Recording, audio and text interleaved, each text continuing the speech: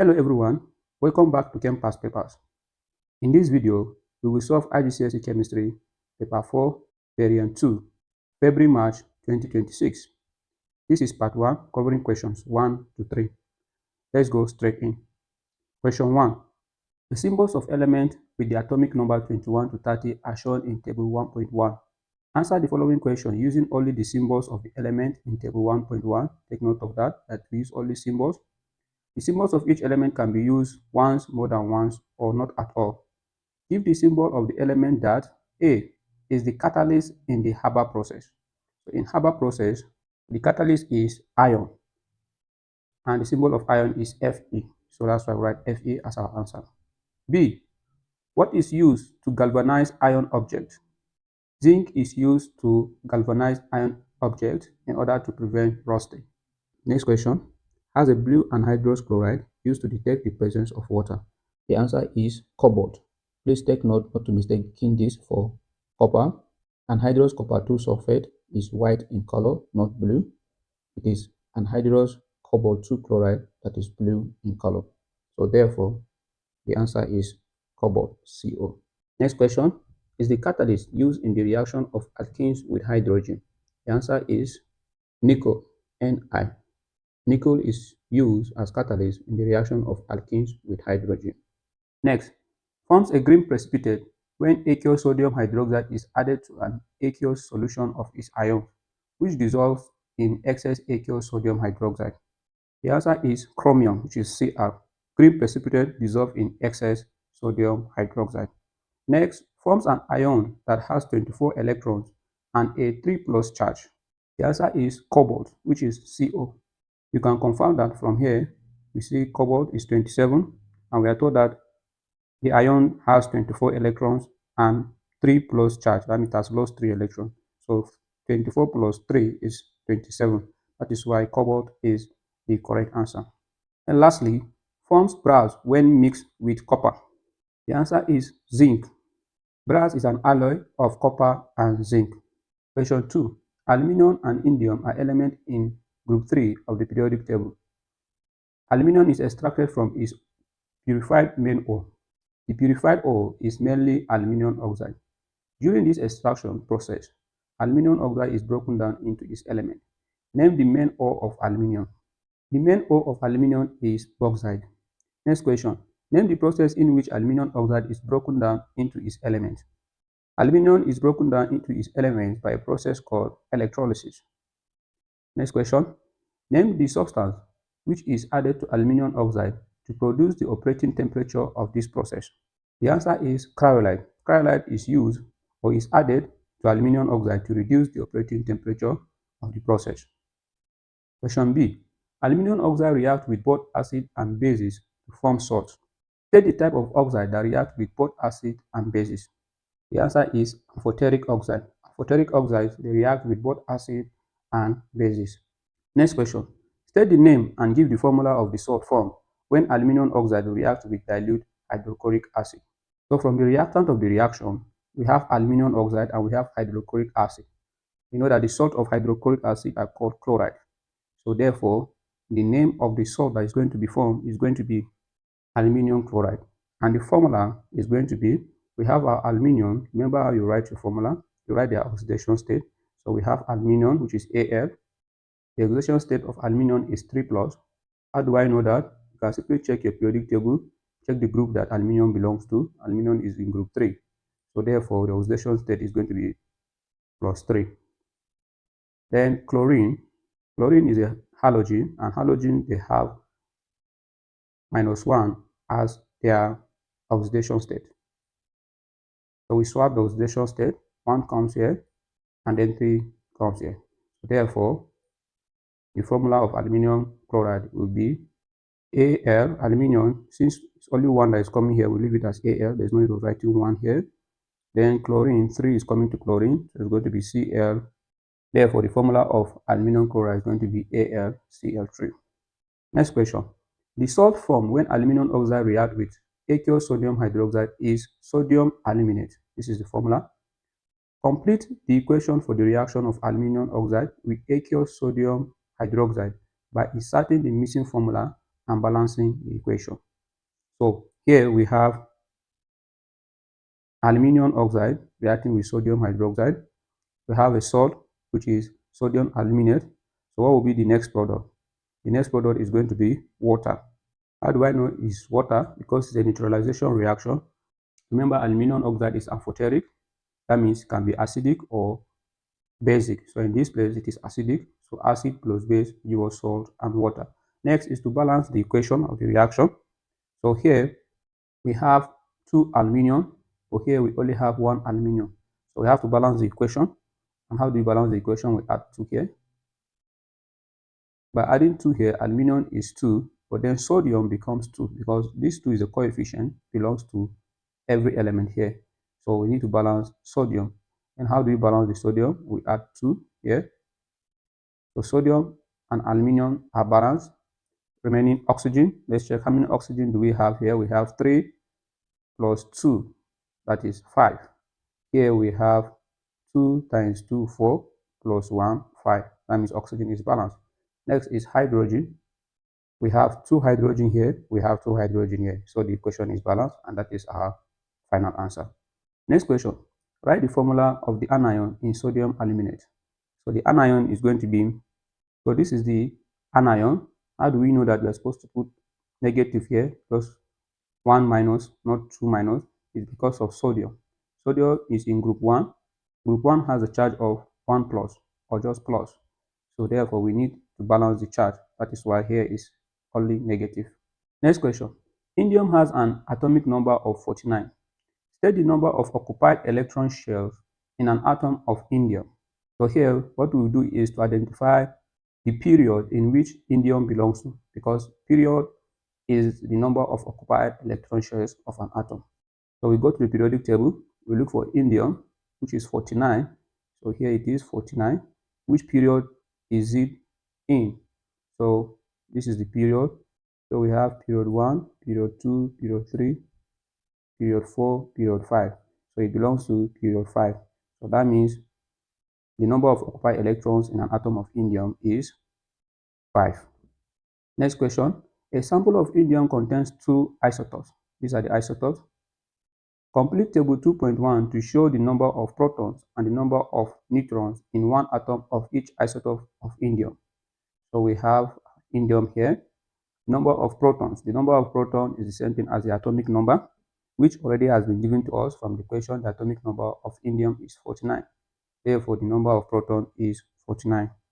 So since they are isotopes, their number of protons is going to be the same. The only difference is the number of neutrons. So therefore, the second isotope will also have 49 protons. Next is the number of neutrons. How do we get the number of neutrons? We subtract the proton from the mass number. Why? The mass number is the number of proton and neutron in the nucleus of the atom.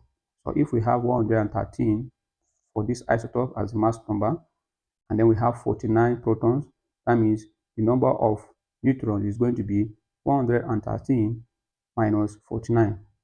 This is going to give us 64. Then the next isotope, 115 minus 49, which is going to give us 66. So these are the number of protons and neutrons in these isotopes of indium. Next question. Table 2.2 shows the relative abundance of 2 isotopes in the sample of indium. This is it. We have isotope 113 and then 115. Calculate the relative mass of the sample of indium to 1 decimal place. So we are given the relative abundance. We are asked to calculate the relative atomic mass. So we use this formula. Relative atomic mass will be sum of isotopes mass multiplied by isotope abundance divided by sum of abundance of all isotopes. So this will be equal to 113 multiplied by 1 plus 115 multiplied by 19, which is isotope mass multiplied by isotope abundance, divided by sum of abundance of all isotopes, which is 1 plus 19. Now this will be equal to 113 plus 2185 divided by 20. So when you add this and then you divide it by 20, the relative atomic mass is going to be 114.9. Please do not approximate. Remember, we are told to leave our answer to 1 decimal place. So therefore, the relative atomic mass will be equal to 114.9. Next question, question 3. The salt sodium chloride can be prepared in the laboratory by different methods. Method 1 and then method 2. Question. State the color of the flame sodium metal bonds with before it is placed into the chlorine gas in method 1. So the flame color when sodium metal is burned is yellow. State the color of the chlorine gas before the burning sodium metal is added to it in method 1. The color is green. So these colors are things that you have to memorize. Next question. Calculate the mass of sodium chloride formed when excess burning sodium metal is placed into 960 centimeter cube of chlorine gas at room temperature and pressure in method 1. So in order to calculate our mass, we already know that our number of moles is equal to mass over molar mass. If we make mass subject formula, mass is going to be number of moles multiplied by molar mass. So we can calculate the molar mass of sodium chloride, but we need the number of moles. So how do we calculate the number of moles? We are not giving any information on sodium chloride that we can use to calculate the number of moles, but we can calculate the number of moles of chlorine gas at room temperature and pressure, and then we use the equation of the reaction to get the number of moles of sodium chloride, and then we calculate the mass of sodium chloride that is formed. So let's do that. So number of moles for gas at R3P is equal to volume in dm³ divided by 24 dm³. But here, the volume is in centimeter cube, so therefore, the number of moles of chlorine gas is going to be 0.96 divided by 24. Why is it 0.96? We converted the centimeter cube to decimeter cube by dividing it with 1000. So therefore, our number of moles is going to be 0.04 mole. Now we use the equation of the reaction. The mole ratio of chlorine to sodium chloride is 1:2. So 1 mole of chlorine produces 2 moles of sodium chloride. 0.04 will give us unknown, so let's say N, that's what we are looking for. So we cross multiply, so the number of moles of sodium chloride therefore is going to be 0.08. So bring it here to this formula. Mass is equal to number of moles, which is 0.08, multiplied by the molar mass of sodium chloride. The formula of sodium chloride is NaCl. So you check the atomic mass of sodium from the periodic table, it is 23. So going to 23 plus chlorine 35.5, 35.5. So if you do the mathematics, this is going to be 23 plus 35.5 is going to give us 58.5. 58.5 multiplied by 0.08 is going to give us 4.68, which is our final answer. Next question. Write the ionic equation which represents the neutralization reaction that takes place in method 2. So this is the ionic equation for all neutralization reaction. Whenever you are asked to write the ionic equation for a neutralization reaction, this is what you are going to write. Next question. Name a suitable indicator to use in method 2. Methyl orange, or we can use phenolphthalein. Next, name the experiment technique used in method 2. The experimental technique used is titration. Next question. In figure 3.1, complete the dot and cross diagram of the ions in sodium chloride. Give the charges on the ion. So this is sodium and this is chlorine. So in order to answer this question, first of all, write the electronic structure of each atom. So we have sodium. Sodium has the atomic number of 11. Is it? So that means that it has 11 electrons. So therefore, the electronic configuration is going to be 281. And chlorine is 17 from the periodic table. The electronic configuration is going to be 287. It is a dot and cross diagram of ions. That means an ionic bond. So since it's an ionic bond, that means there's going to be a transfer of electron from sodium to chlorine. So this electron will be transferred here. So what will be left is 28. So here, the first shell has already been drawn. So we are drawing the second shell, which is going to be, and then how many electrons did it give away? 1. So it's going to be plus. Why is it plus? Because it loses an electron. So that means it has 1 more proton than electron. And the charge of proton is positive, and that is why it's plus. And here, we have 2, 8, which is the first and second shell has been drawn to us. So we are doing the last one. On the last shell, it has 7 electrons. Then it receives 1 electron from sodium. The electrons of sodium are represented with cross, so we write it as cross here to show that it received it from sodium. So since it received one electron, the charge of electron is negative.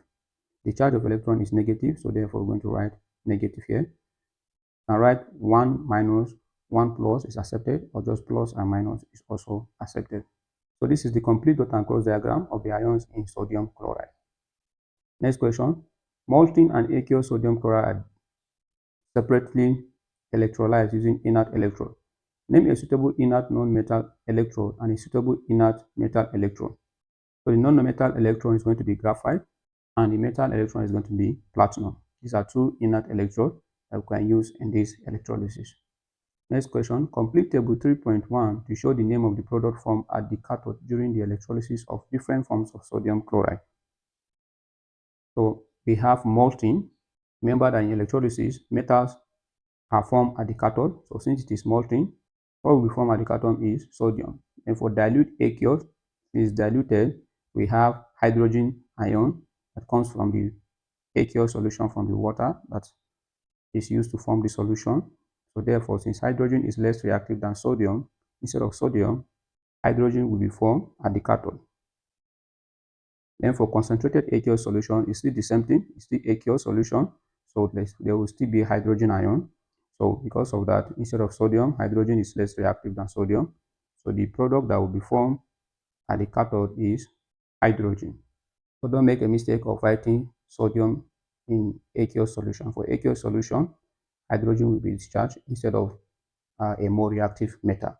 Except if the metal is less reactive, like copper, then copper will be the product that will be formed at the cathode. This is the end of part 1, covering questions 1 to 3. A link to part 2 is in the description of this video, which covers question 4 to 6. I'll see you in the next video. Don't forget to like, share, and subscribe.